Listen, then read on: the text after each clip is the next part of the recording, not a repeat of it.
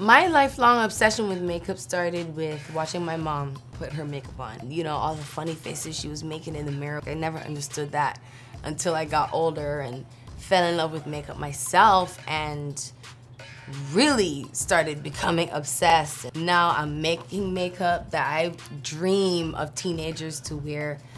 All women of all ages, all size, all skin tones, all religions, all cultures. I wanted women to feel included. I have 100% involvement in this process. I had so much freedom in creating whatever products I wanted to make in whatever colors or shades I wanted to make them. I think that's what's really special about this relationship, and I look forward to everybody getting to see what we've been able to create.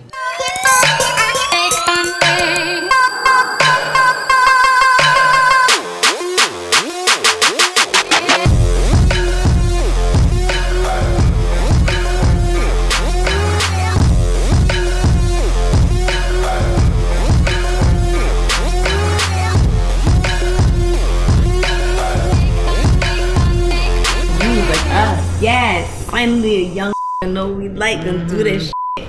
Sorry.